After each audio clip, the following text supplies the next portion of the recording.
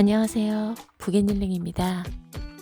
오늘 제가 소개시켜 드릴 책은 세계사를 바꾼 10가지 약입니다.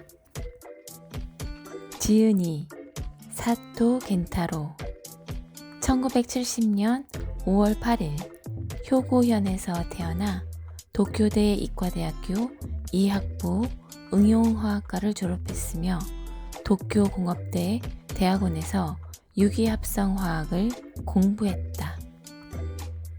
1998년부터 인터넷에 CG로 분자 이미지를 제작하고 유기화학 관련 기사를 집필하여 올렸는데 그 글들이 큰 인기를 얻으면서 이 분야 최고 전문가이자 스타 저자로 자리매김했다. 서문.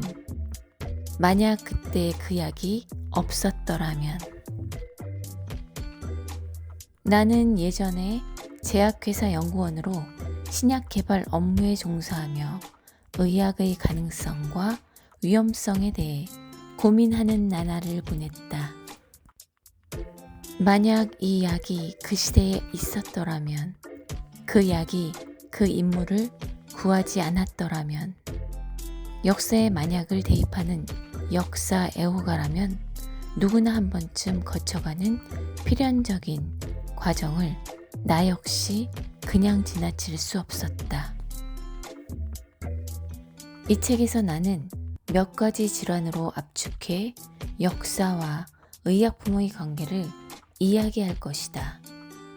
만약 바스코 다 가마와 마젤란이 비타민C를 알았다면, 만약 특수한 푸른 곰팡이 포자가 런던의 병원에 있던 알렉산더 프레밍에게 날아들지 않았다면, 만약 양귀비에서 생산되는 알칼로이드 분자가 탄수화계 분량이 빠진 구조였다면, 단언컨대 오늘날 우리가 보는 세계 지도는 지금과는 다른 모습을 하고 있을 것이다. 물론 단순히 하나의 질병이 하나의 의약품으로 퇴치되는 사례만 존재하는 건 아니다. 인류를 괴롭혔던 역병은 의약품의 힘과 더불어 위생 및 의료 환경 개선, 백신과 수술 등의 각종 의료수단의 진보 등 복합적 요인이 맞물려 대개 서서히 모습을 감추었다. 이 책의 얼개는 단순하다. 의약품의 모습에 초점을 맞추어 세계사 전반의 이야기를 간추렸다. 의약품은 때로 놀라운 위력을 발휘한다. 한 알의 알약, 한 봉지의 가루약은 클레오파트라의 코와 마찬가지로 역사의 흐름에 거대한, 그러나 알아차리기 힘든 변곡점을 가져왔다. 이 책을 읽으며 역사의 만약을 마음껏 즐겨주시기 바란다. 이야기 속에서 어떠한 교훈, 어떠한 이야기를 끌어낼지는 독자 여러분 개개인의 자유로운 감성에 달려있다. 1장. 의약품은 언제, 어떻게 탄생했을까? 의약품의 발견과 활용은 인류가 탄생하기도 전인 아주 오랜 옛날부터 시작되었을 가능성이 크다. 인류 이외의 다른 동물들이 병을 치료하기 위해 일종의 약을 이용한 사례가 종종 발견된다. 예를 들어 남미에 사는 꼬리 감는 원숭이는 방충제를 이용하는 방법을 안다. 이 원숭이들은 노래기를 발견하면 잽싸게 잡아서 자기 몸 여기저기에 문지른다. 노래기가 방출하는 화학물질 벤조퀴논을 몸에 바르면 뱀이나 해충 등이 가까이 다가오지 않는다는 걸 터득하고 있기 때문이다. 그렇다면 초기 인류는 구체적으로 어떤 물질들을 의약품으로 사용했을까? 고대 메소포타미아에서는 BC 4000년경부터 3천년경 기간 동안 점토판에 550종이나 되는 의약품 목록을 빼곡히 기록해 놓았다. 그 의약품 내용을 꼼꼼히 살펴보다 보면 누구나 자기 눈을 의심하게 될 정도다. 소똥과 말똥, 썩은 고기와 기름, 불에 태운 양털, 돼지의 귀지 등 오늘날의 상식으로는 약은커녕 쓰레기로밖에 여겨지지 않는 온갖 더러운 물질들이 버젓이 기록되어 있다. 왜 그런 쓰레기약 목록이 기록으로 남았을까? 이는 당대를 산 사람들의 생각, 즉 신념 및 종교관과 밀접한 관련이 있다. 그들은 질병이란 악마가 몸속에 침투하여 만들어내는 나쁜 현상이라 믿었다. 그러므로 몸속 악마를 쫓아내려면 악취를 풍기는 동물의 똥이나 오줌, 썩은 고기, 심지어 돼지의 귀지 같은 악마가 싫어하는 더러운 물질을 사용해야 한다고 믿었다. 악마를 쫓아낸다는 퇴마약품은 외과 수술에서도 적극적으로 이용됐다. 그 증거가 고대 이집트와 잉카 유적에 고스란히 남아있다.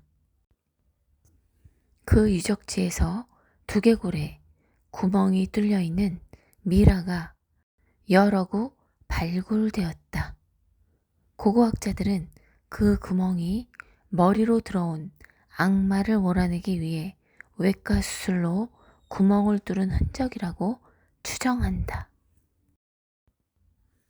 현대인의 상식으로는 상상조차 하기 힘든 장면이 아닐 수 없다. 머리에 구멍을 뚫는 외과 수술로 악마를 몰아낼 수 있을까?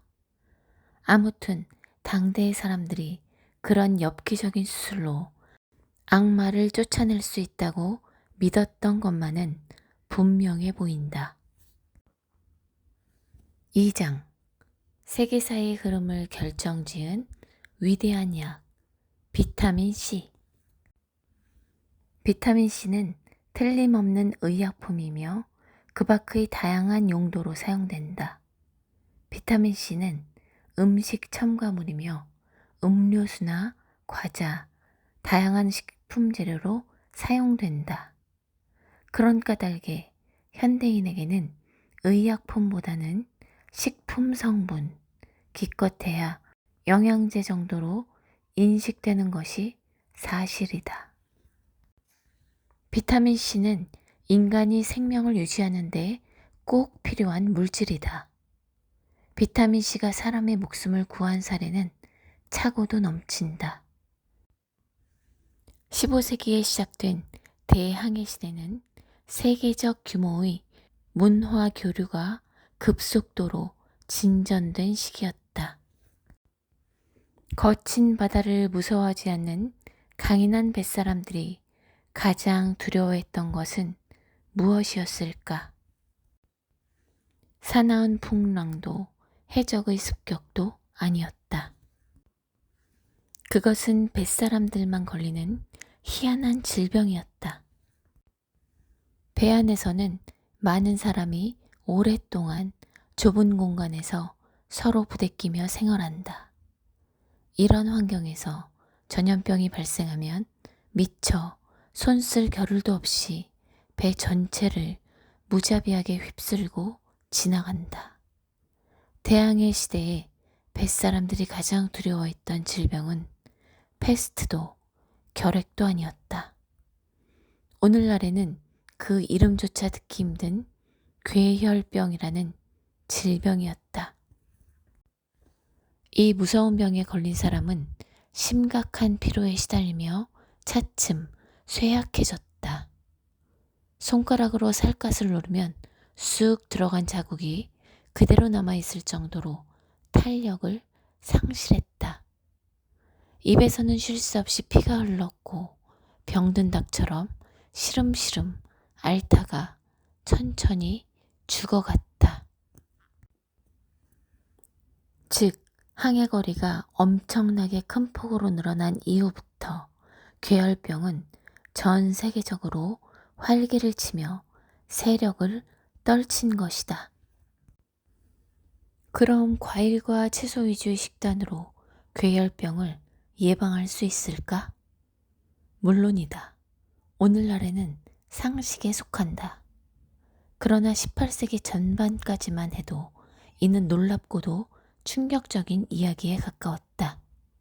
그러므로 과일과 채소를 활용한 괴혈병 예방법은 당시에는 상당히 획기적인 주장으로 받아들여졌으며 처음에 사람들은 잘 믿으려 하지 않았다. 제임스 쿡 선장의 일화는 지식과 노하우를 활용해서 성공을 거둔 대표적인 사례로 꼽힌다. 18세기 후반 쿡 선장은 세계 일주에 성공했다. 놀랍게도 그를 따르는 선원 중 단 한 사람도 괴혈병에 걸리지 않았다. 처음에 선원들은 사우어크라우트, 즉 양배추 등의 채소를 절여 만드는 발효식품의 일종, 비타민C를 풍부하게 함유한 음식, 이 음식을 입에 대려고도 하지 않았다. 괴혈병 예방에 효과가 좋다고 설명하며 설득하려 해도 소용없었다. 과거에 맛본 적 없는 생소한 음식인데다 식감도 별로 좋지 않았기 때문이다. 쿡 선장은 선원들의 심리를 활용한 특별 방법을 썼다. 그는 자신을 비롯한 간부용 식단에만 사우어크라우트를 메뉴로 올렸다. 그러고는 사우어크라우트를 아주 맛있게 먹는 모습을 보여주도록 간부들에게 지시했다. 그 예상대로 우리에게도 사이어크라우트를 달라는 거센 항의가 선원들 사이에서 터져나오기 시작했다. 쿡 선장은 사람의 심리를 날카롭게 파악하고 교묘히 조종할 줄 아는 사람이었다.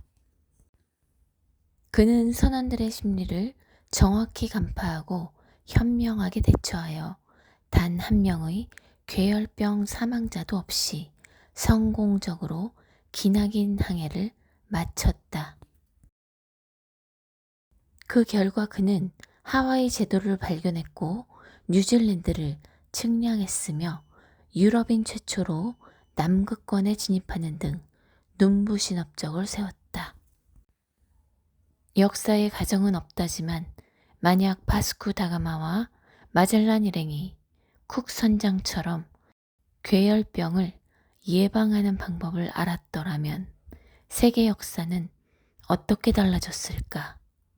아마도 그들은 인명손실 없이 전 세계를 누비고 다니며 더 많은 신천지를 발견했을지 모른다. 3장 인류 절반의 목숨을 앗아간 질병, 말라리아 특효약, 퀴닌. 말라리아는 아노펠레스라는 모기의 일종이 감염 매개가 되어 일으키는 전염병이다. 모기가 사람의 피를 빨 때 타액선에 숨어있는 말라리아 원충이라는 단세포 생물이 혈액으로 침투하여 말라리아를 일으킨다. 말라리아 원충은 먼저 간세포로 들어가 증식한다. 그런 다음 적혈구로 잠입해 적혈구를 파괴한다. 환자는 간헐적으로 40도를 오르내리는 고열에 시달리고 자주 의식이 혼미해지거나 황달 등의 증상이 발생해 끝내 사망에 이른다. 말라리아는 실로 무서운 병이다.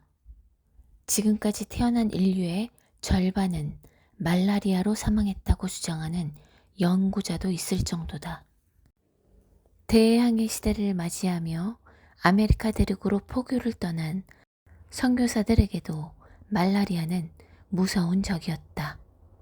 그런데 페루에는 이 병의 특효약이 존재했다. 그것은 바로 높은 지대에 자라는 키나나무로 그 껍질이 말라리아에 효염이 있었다. 속설에 따르면 말라리아에 걸린 사람이 갈증에 시달리다가 키나나무 둥치에 고인 샘물을 마시자 마법처럼 열이 내려가며 병이 나았다고 한다. 이 기적적인 약효를 발휘하는 나무 껍질은 17세기 중반에 선교사들의 손에 들려 유럽으로 들어갔다. 그 후 이 나무 껍질은 가루 형태로 가공되어 예수회의 가루라는 이름으로 불렸다. 그 밖에도 이 가루 덕분에 목숨을 구한 사람 중에는 영국 왕 찰스 2세와 프랑스 왕 루이 14세의 왕자도 있다. 그리고 약 반세기 후에는 강희제의 목숨을 구하고 청왕조의 운명을 바꾸어 놓았으니 예수의 가루가 세계사에 미친 영향은 실로 대단하다 할 만하다. 4장 천사와 악마의 두 얼굴을 지닌 약 모르핀. 현재 인류가 사용하는 의약품 중 가장 오래 사용된 것은 무엇일까? 나름대로 자세히 조사해 본 결과 답은 모르핀이라는 결론을 얻었다. 인간은 태생적으로 통증에 약하다. 가벼운 두통이나 복통만 생겨도 작업 효율이 크게 떨어진다. 하물며 장기간 지속하는 만성 통증이나 골절 등으로 인한 극심한 통증이라면 두말하면 잔소리일 정도다. 진통제만큼 인류가 절박하게 갈구해온 의약품은 없다고 해도 지나치지 않다. 그런 절박한 요구와 노력의 결과 인류가 손에 넣은 역사상 최강의 진통제가 바로 모르핀이다. 제약기술이 비약적으로 발전해 온갖 진통제가 쏟아져 나오는 오늘날에도 모르핀을 능가하는 제품을 내놓지 못하고 있다. 모르핀은 육체뿐 아니라 마음의 아픔 치료에까지 효과를 발휘한다. 소량의 모르핀을 투여하면 평소 느끼던 우울감이나 슬픔을 순식간에 사라지게 해준다. 그러나 알다시피 모르핀 사용을 위해서는 값비싼 대가를 치러야 한다. 일반적으로 사람들이 모르핀 하면 떠올리는 이미지는 효과적인 진통제보다는 인생을 파괴하는 마약에 더 가깝다. 역사 속에서도 모르핀의 긍정적 측면보다는 부정적인 측면이 더 많이 노출되었다. 아편 성분인 모르핀이 단기적으로 행복한 느낌이 들게 하고 장기적으로 중독의 수렁에 빠지게 하는 이유는 뭘까? 우리 뇌에서 특정 분자가 결합해 정보를 수용하는 부위를 수용체라고 부른다. 수용체를 열쇠 구멍이라 생각해보면 이때 모르핀은 그 구멍에 우연히 꼭 들어맞는 가짜 열쇠인 셈이다. 인간에게 쾌락이라는 감각을 일으키는 진짜 열쇠야말로 우리 뇌의 수수께끼를 푸는 중요한 물질이다. 진짜 열쇠는 아미노산이 5개부터 약 30개가 연결된 펩타이드라고 부르는 간단한 물질군이다. 이 물질들을 통틀어 과학자들은 엔돌핀이라고 부른다. 모르핀은 엔도르핀의 앞머리와 흡사한 구조로 수용체와 결합해 엔도르핀과 같은 작용을 일으킨다. 엔돌핀은 외상을 입거나 스트레스를 받았을 때 방출되어 고통을 완화해준다. 예를 들어 장거리 달리기 선수가 느끼는 짜릿한 흥분과 쾌감은 고통을 완화하기 위해 엔도르핀이 분비되기 때문에 생겨난다.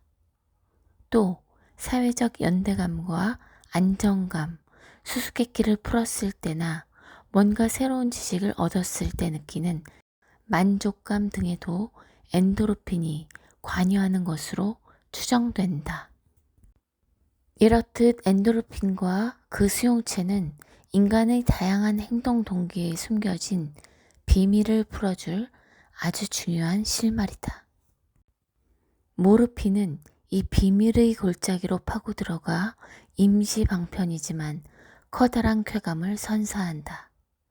모르핀을 계속 투여하면 우리 몸은 현재 엔돌핀 양은 충분하다고 판단하여 생산을 중단한다.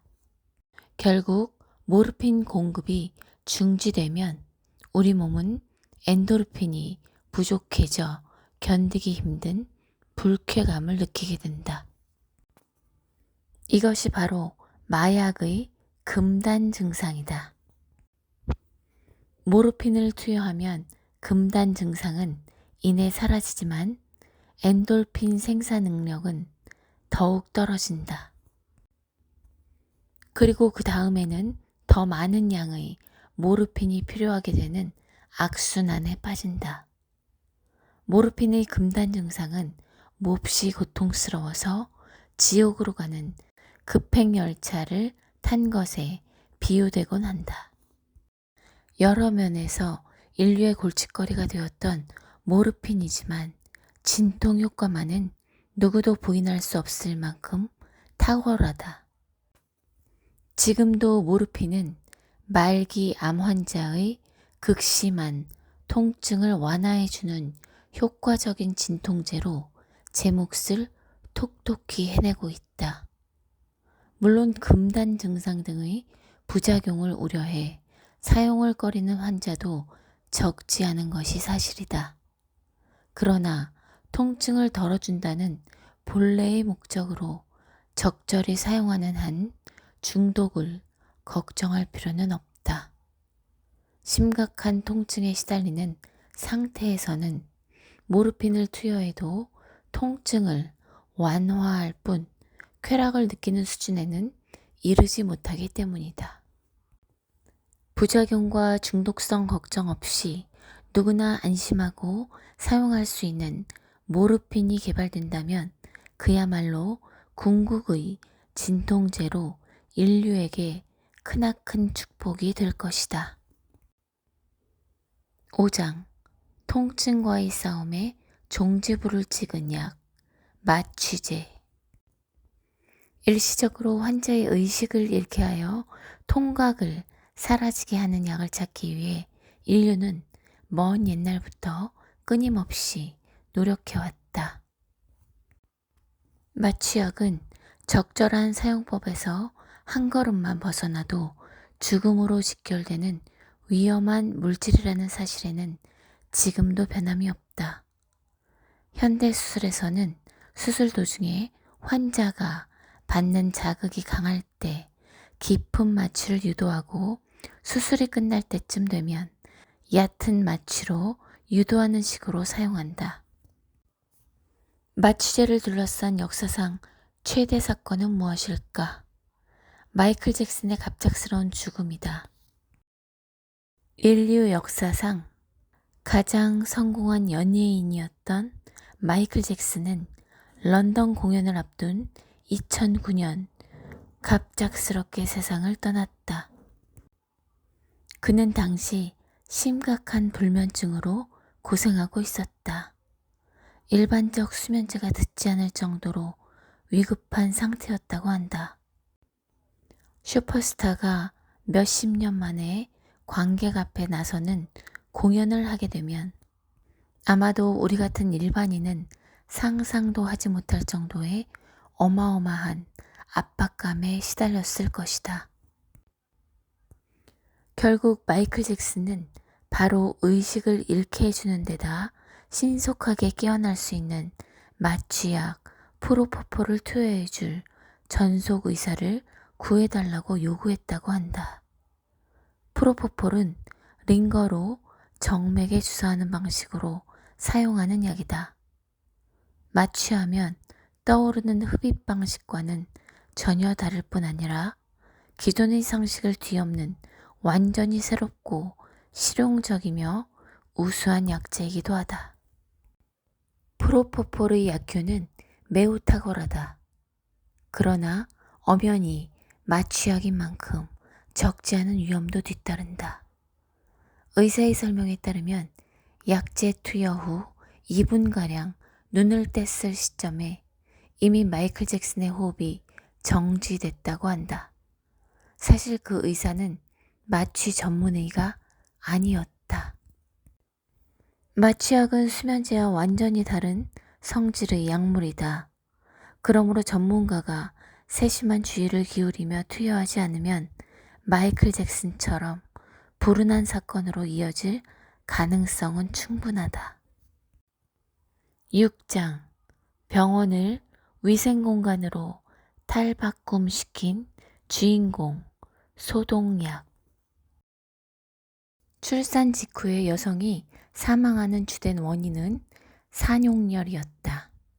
산욕은 본래 출산 시 사용되는 이부자리로 출산 직후부터 산모가 회복될 때까지의 기간을 가리킨다. 산욕열은 태반, 박리, 출산으로 생긴 상처 등으로 세균이 침입해 발생한다. 환자는 고열과 가래, 심한 두통으로 고생한다. 이 병은 출산이라는 인생에서 가장 멋진 순간을 마른 하늘에 날벼락처럼 덮치며 사랑하는 사람을 순식간에 빼앗아 간다. 이 상황을 타개한 사람은 오스트리아 빈대학교 종합병원에 근무하던 헝가리 출신 의사 이그나즈 제멜바이스였다. 어느 날 제멜바이스의 동료 의사가 수술 중 사고로 사망했다. 그 동료 의사는 산욕열로 숨진 임신 부위 검시를 집도하던 중 메스로 자신의 손에 상처를 내고 말았다. 실수로 일어난 사고였다. 동료 의사가 사망에 이르기까지의 경과는 여태까지 보아온 산욕열 환자와 판박이처럼 똑같았다. 이 일로 자신과 같은 의사들이 산욕열을 옮기는 운반책이라는 사실을 발견했다. 제멜바이스는 검시를 마친 후에 비누로 손을 씻고 다시 염소수에 손을 담그고 솔로 박박 문질러 씻는다는 대책을 세운 뒤 바로 실천에 들어갔다. 손톱 사이에 독소가 들어갈 가능성을 줄이기 위해 손톱을 댈 수 있는 대로 바짝 자르고 손톱 사이도 꼼꼼하게 솔로 문질러 닦았다. 자신이 가르치던 의대생들과 동료 의사들에게도 손 씻기를 명령했고 거부하는 사람에게는 호통을 쳐서라도 따르게 했다. 효과는 놀라웠다. 손 씻기를 실천하고 나서 몇 개월 만에 12%였던 제1산과 사망률은 3%까지 내려갔다. 더 나아가 속옷과 의료기구까지 철저하게 소독하자 사망률은 0.5%까지 뚝 떨어졌다. 제멜바이스가 고안한 손 씻기 방법은 기본적으로 그대로 현대 의사들에게 계승되었다. 상처 부위에서 일어나는 세균 감염이 출산 현장에서만 일어나는 것은 아니었다. 외과 수술할 때도 상처에 감염이 일어나 고름과 진물, 발열로 이어지는 경우가 적지 않았다. 영국의 외과 의사인 조지프 리스터가 이 문제를 해결하기 위해 두 팔을 걷어붙이고 나섰다. 그는 단순 골절이라면 그 부위를 고정해서 쓰지 못하게 하면 자연히 치료되지만 뼈가 피부를 뚫고 나온 개방 골절에서는 부목 치료만으로는 예후가 좋지 않다는 사실을 깨달았다. 상처 부위가 외부 공기와 맞닿으며 무언가 나쁜 영향을 미치는 게 틀림없어 보였다. 리스터는 콜타르 성분의 화학물질을 이것저것 시험했고 페놀이라는 화합물이 효과가 있다는 결론에 이르렀다. 리스터는 마차 사고로 다리뼈가 부러진 소년의 수술에 처음으로 페놀 소독을 적용했다. 부러진 뼈와 그 주변을 페놀에 적신 천으로 닦고 역시 페놀에 적신 아마섬유로 상처를 감쌌다. 그 결과 소년은 11번 오르지 않고 말끔히 완치되었다. 리스터는 그 후로도 몇 차례 수술에 페놀 소독을 적용해 큰 성과를 거두었다. 자신감을 얻은 리스터는 수술실에 페놀 용액을 분무했고 무균 상태에서 수술을 집도하는 방법까지 고안했다. 7장 저주받은 성병 매독을 물리쳐준 구세주 살바르산. 매독의 증상 진행은 4기로 나눌 수 있다. 먼저 음부와 구강 주위에 딱딱한 멍울이 잡히는 게 1기다. 이어서 온몸의 림프샘이 부어오르고 전신에 울긋불긋한 발진이 나타나는 게 2기다. 3기에는 얼굴과 뼈, 근육, 내장 등에 고무처럼 물컹물컹한 혹이 생기고 코가 떨어져 나가는 등의 신체 결손 현상과 같은 심각한 증상이 나타난다. 10년 이상 지난 4기에는 뇌와 신경에 매독균이 침범하여 진행성 마비 등의 증상을 일으키고 종국에는 사망에 이르게 된다. 독일의 의학자 파울 에를리히가 있었다. 그는 학창시절 화학에 관심이 많았고 특히 감염에 매료되었다. 어느 날 그는 여느 날처럼 결핵 환자의 병리 조직을 염색하는 실험에 푹 빠져 있었는데 너무 많은 표본을 만든 탓에 보관해둘 곳이 마땅치 않았다. 표본 중 하나를 난로 위에 올려두고 퇴근했는데 다음날 아침 출근한 에를리히는 한 대학 직원이 표본을 올려둔 채 난로에 불을 붙인 사실을 알게 되었다. 그는 허둥지둥 표본을 들고 이상이 없는지 현미경으로 관찰했다. 그런데 놀랍게도 결핵균만 선명하게 다른 색으로 물들어 있었다. 결핵 진단을 간소화시킨 이 발견은 실로 대단한 것이었다. 에를리히 연구팀에는 하타 사이치로라는 이름의 일본인 유학생이 참여했다. 에를리히는 이 청년을 깊이 신뢰했다. 에를리히는 하타에게 지금까지 만든 화합물을 매독에 시험해보라는 임무를 내주었다. 끈질기게 실험을 거듭한 후에 606번째 화합물 시험에서 드디어 기회를 잡았다. 비소를 포함한 이 화합물은 실험용 토끼의 혈액에서 한 방울만으로 매독 병원체를 말끔히 몰아냈다. 한 달가량 시간이 지나자 매독으로 생겼던 종기가 완치되었고 토끼는 건강을 완전히 회복했다. 이 606번째 비소 화합물 살바르산은 구세주를 의미하는 라틴어 단어 살바토르에서 유래한 이름이다. 살바르산의 등장은 수없이 많은 다른 세균 감염증에 대해서도 같은 치료법을 개발할 수 있다는 가능성을 보여주었다. 저자 후기. 이 책에서는 주로 감염증 치료제와 진통제에 대해 다루었다. 그러나 인류의 적인 질병은 당연히 감염증 외에도 차고 넘친다. 알츠하이머성 치매처럼 노화에 동반되는 질환은 현대사회에서 가장 절실하게 치료제가 필요한 영역이다. 질병과 싸우는 약 중에 지금까지와는 완전히 다른 유형의 새로운 약이 등장하고 있다. 생체 면역 시스템을 담당하는 항체를 조작해 만드는 약, 속칭 항체 약물이 대표적인 사례다. 신약의 등장으로 암과 류마티즘 등의 난치성 질환 치료 분야에 최근 변화의 조짐이 나타나고 있다.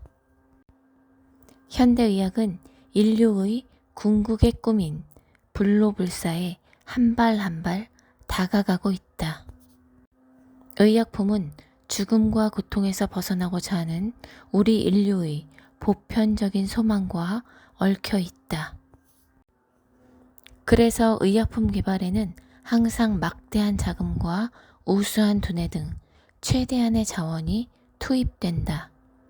의학의 진보는 더욱 속도가 빨라질 전망이다. 이 시대를 사는 우리는 새 시대를 맞이할 준비를 얼마나 마쳤을까?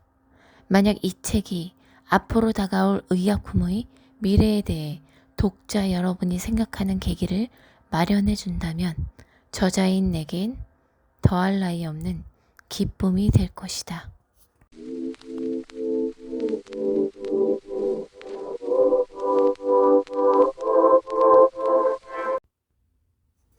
이 책을 읽고 나면 우리가 아무렇지 않게 먹는 알약 하나에도 수많은 과학자들의 실패와 성공에 부단한 노력들이 숨어 있었다는 사실을 새삼 깨닫게 됩니다. 앞으로는 알약 하나 먹으면서도 고마운 과학자들에게 감사하는 마음을 가져야겠습니다. 네, 그럼 오늘 저는 여기서 인사드리겠습니다. 오늘도 함께 해주셔서 감사합니다.